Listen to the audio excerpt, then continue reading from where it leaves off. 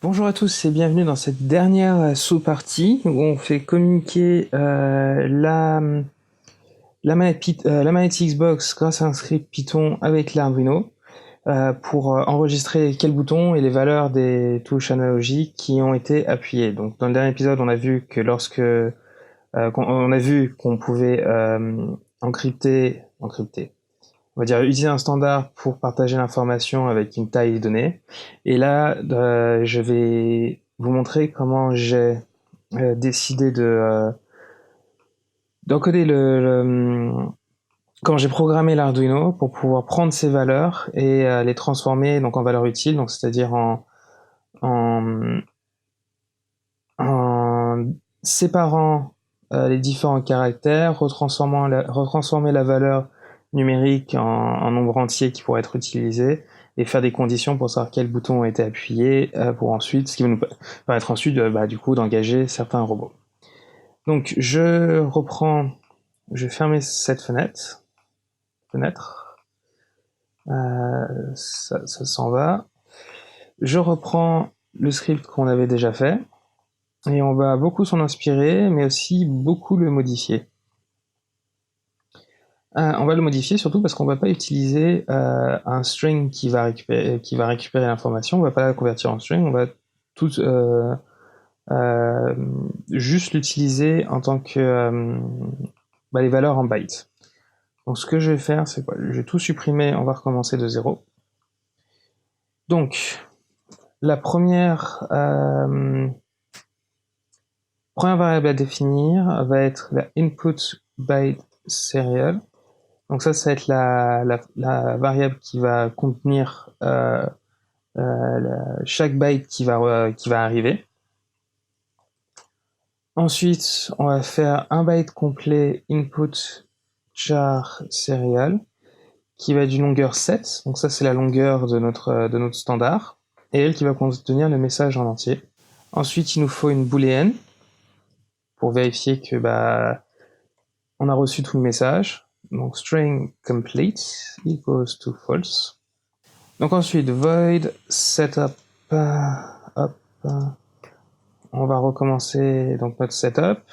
Et on va juste pour le moment y mettre serial begin. Et on va remettre cette valeur là, 9600. Bien. Ensuite, on va pouvoir faire notre loop, void loop. Et dans cette loop, on va recopier la même chose. Donc, if string complete, on va serial print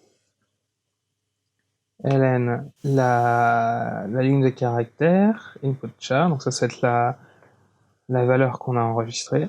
Et ensuite, là-dedans, on va pouvoir un peu traiter la valeur, mais ça, j'y arrive. Une fois que la valeur a été imprimée, on va réinitialiser cette valeur-là pour qu'elle soit égale à 0.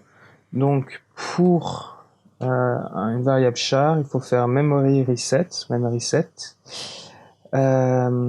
input char serial 0, 7. Donc, la valeur, la longueur. Et string complete equals to false. Bien. Maintenant, on va pouvoir faire notre fonction void serial event.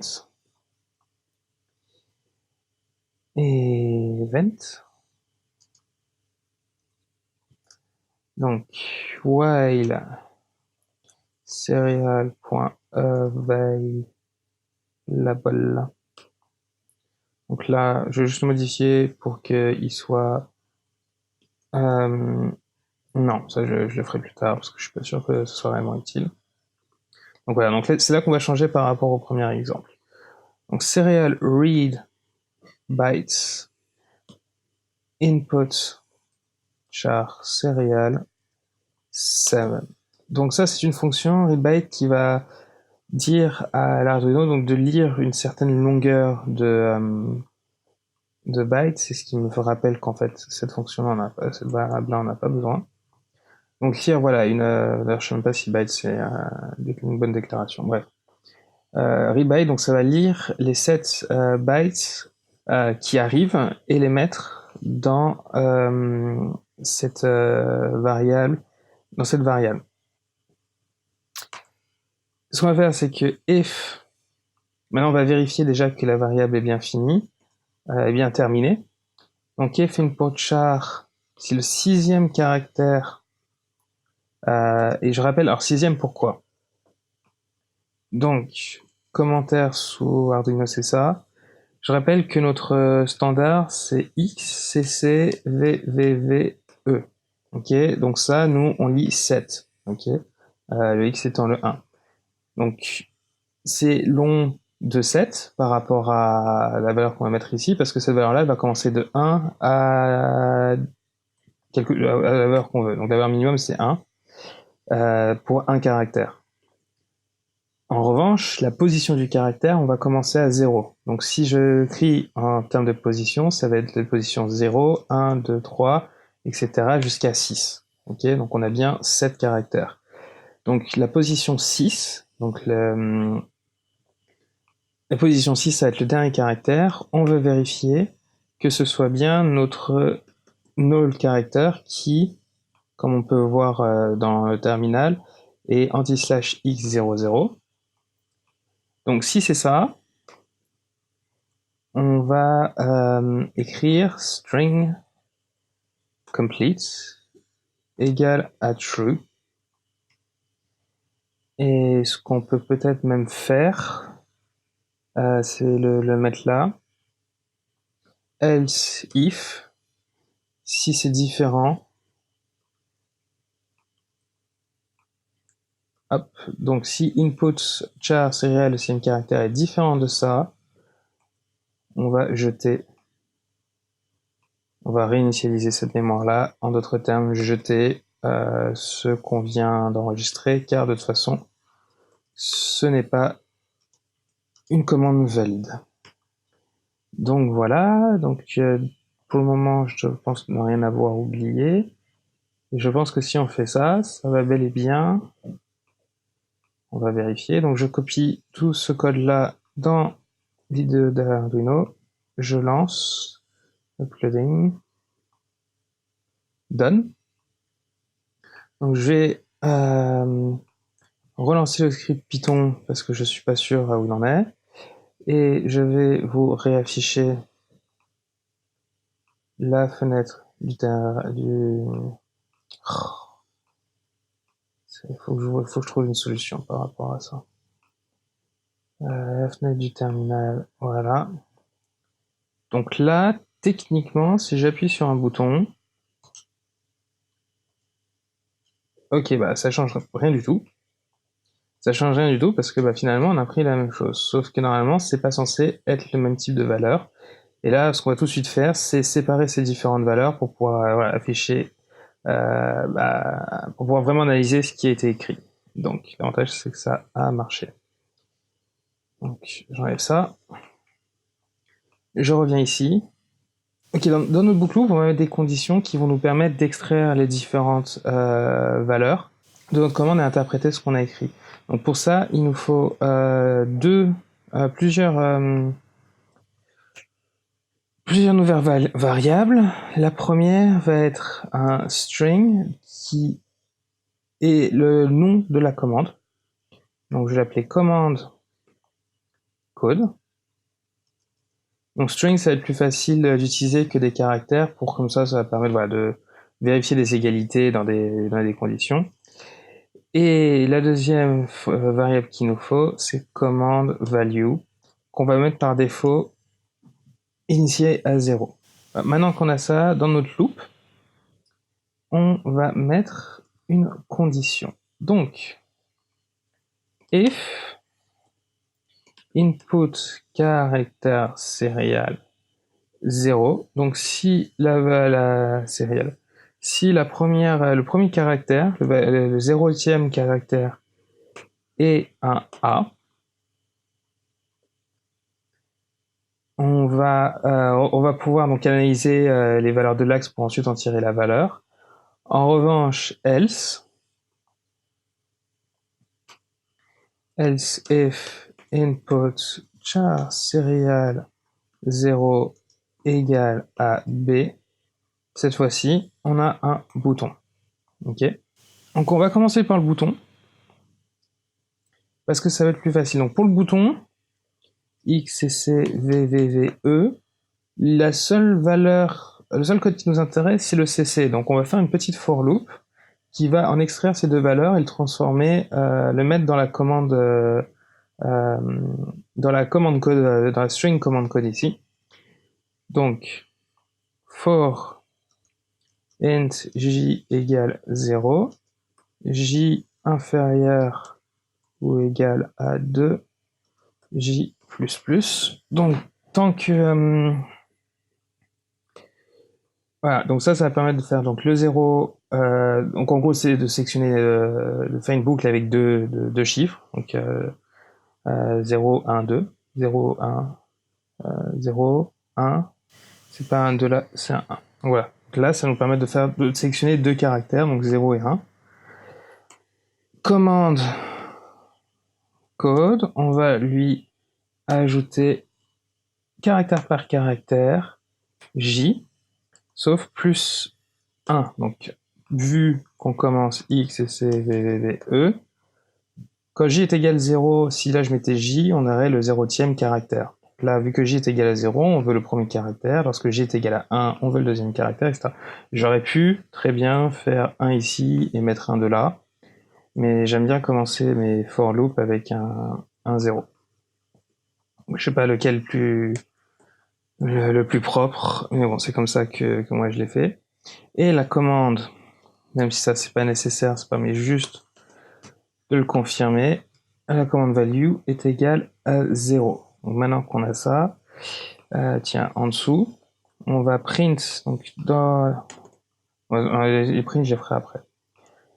Maintenant, le deuxième un peu plus compliqué, ça va être les axes. Donc on va faire la même chose, et cette fois-ci, il faut récupérer le code, donc on va faire la même chose que ça. Il faut ensuite récupérer les valeurs. Donc, la première chose à faire, c'est récupérer le code. Donc là, c'est du copier-coller. Int j égale 0, j inférieur ou égal à 1, j++, commande code, c'est égal input car j plus 1. Ok. Ça c'est fait. En revanche, maintenant, pour les chiffres, il nous faut créer un buffer. Parce que là, les chiffres, pour le moment, ce sont juste des... comment dire, c'est toujours des bits. Il nous faut les transformer en nombre entier. Donc, au-dessus ici, je vais transformer, donc faire un buffer value de taille 3, parce qu'on a 3 chiffres. J'aurais pu le faire en dessous. Et on va faire for integer j equal 0, j plus petit ou égal à 2. Donc c'est pour ça que j'avais confondu tout à l'heure. Donc là, si c'est égal à 0, 2, donc ça va me permettre de récupérer 3 caractères. Buffer value j va être égal à input caractère j plus 3. Ok. Donc je répète x, c, c, v, v, v, e. Lorsque j est égal à 0, le premier caractère du buffer, ça va être donc la valeur 0, alors que le premier caractère de l'input serial, ça va être 0 plus 3, donc 0, 1, 2, et on commence la première valeur de v, 3. Ensuite, on va j égale 1, donc ça va être la quatrième valeur, j égale 2, la cinquième valeur, et on s'arrête là. Et maintenant, il faut transformer ce buffer qui est donc un caractère en nombre int. Donc commande value va être égale à digit to int buffer value. Donc ça va être une fonction qu'on va devoir créer qui va transformer donc ce ces chiffres, donc faire la chose inverse qu'on a fait tout à l'heure, c'est-à-dire transformer ces chiffres qui sont en caractères en nombre entier. Donc pour ça, il nous faut écrire la fonction. Donc ça, c'est une fonction très simple que j'ai dû chercher sur Internet. Donc int digit to int, ça va prendre un pointeur char vers la variable d. Ensuite, on va faire une fonction, une variable locale en caractère qui va être long de 4. Et for int j equals 0, j égale 2, j++. On va itérer à travers donc la valeur argument. Donc notre valeur en lettres. Et char to int j va être equal à d j. Voilà. Donc ça, c'est bon. Ensuite, il nous faut char to 3. Ok, mon ordinateur commence à ramer. Égal à tac, tac, tac. Donc là, qu'est-ce que j'ai fait? Donc on va utiliser un pointeur pour décoder la valeur qu'il y a dans cette variable-là. Donc donc ici dans cette boucle-là, on va récupérer. Donc elle est longue de 4, et ça je vais y venir. Enfin, elle est longue de 4 parce qu'il faut que le dernier caractère soit, donc c'est un bit nul. Donc les 3 premières valeurs de cette variable-là va être notre chiffre, et le dernier va être ce bit nul. Donc cette fonction permet finalement d'ajouter ce bit nul à la fin. Et du coup, de return, donc en forçant l'integer, strl ol, tol, char to int, nul, 10. Donc je suis plus sûr, faudrait que je regarde un peu plus presque comment fonctionne cette fonction. En revanche, d'après ce que j'en ai compris, ça va permettre de convertir cette variable en caractère en un nombre entier en base 10. C'est le nul, donc je suis pas vraiment sûr de savoir ce qu'il fait. Mais bon, maintenant on a tout ce qu'il nous faut. Donc là, tout devrait se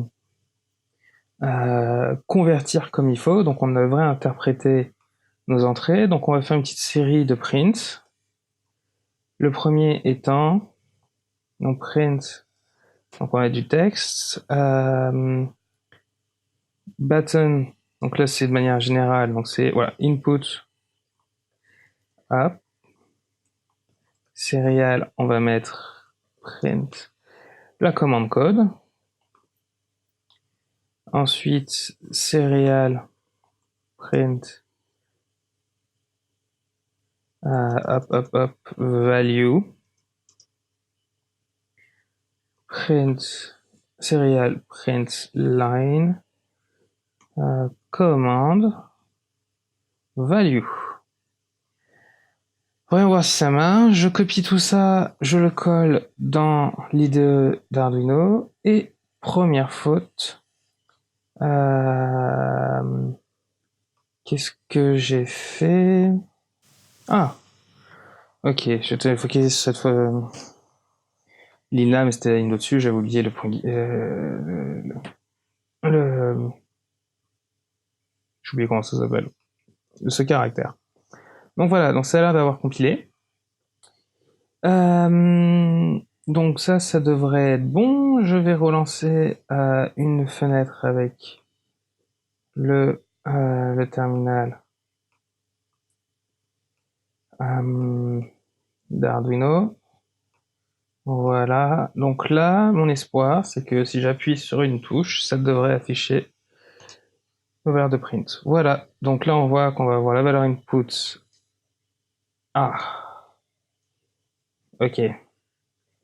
Donc ça enregistre bien la valeur, sauf qu'on voit que j'ai pas réinitialisé la fonction, donc en fait c'est additif, donc ça va être drôle si j'appuie sur les axes, les joysticks. Ah non, les joysticks ils se réinitialisent. Mais bon, bref. Donc là, il y a un petit souci. Ça va être assez rapide à corriger. Donc, seule chose qu'il faut qu'on rajoute quelque part, c'est, voilà, ici à la fin, commande code égale nada et commande value égale 0. Voilà. Donc c'est les deux seules lignes que j'avais oubliées. Quoi, je vais directement les copier et les coller en dessous parce que je suis sur la bonne ligne. Qu'est-ce qui s'est passé? Voilà. On va renvoyer ça. Du coup, maintenant, ça devrait être bon. A, B, et voilà. Nos valeurs sont initialisées. Donc, on voit que j'arrive à enregistrer quelle valeur j'ai en pouvant maintenant interpréter. Donc, je peux faire une condition si voilà, BA a été appuyé, fait quelque chose. Si c'est l'axe RY qui est enfoncé, je peux avancer avec une certaine vitesse, donc de 0 à 255, avec la valeur médiane qui est 227. Et tous les boutons sont reconnus avec les gâchettes. Donc ça va nous permettre d'interpréter les entrées faites avec la manette d'Xbox. Donc là, pour le moment, je passe évidemment via mon PC, mais par la suite, je vais passer par l'Arduino, où je vais... donc ça, on verra dans un épisode plus loin, plus tard, où je vais juste remodifier le script initial pour... pardon. Juste modifier le script initial pour prendre en compte le Bluetooth et voir comment on peut faire ça. Et ensuite, programmer le Raspberry Pi pour que ce soit le Raspberry Pi via une connexion Bluetooth qui parle directement à l'Arduino. Mais voilà, c'est plus pratique de faire sur l'ordinateur.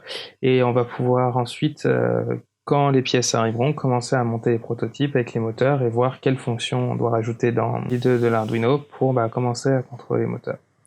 Donc voilà, je pense que je vais m'arrêter là. Ça va faire une suite de 3 petits épisodes, si ce n'est un peu plus, pour contrôler un Arduino avec une manette Xbox. Donc j'espère que ça vous aura aidé. Si vous avez des commentaires ou des suggestions, n'hésitez pas à me poser des questions. Et on se verra bientôt, je l'espère, dans une prochaine vidéo. Allez, ciao!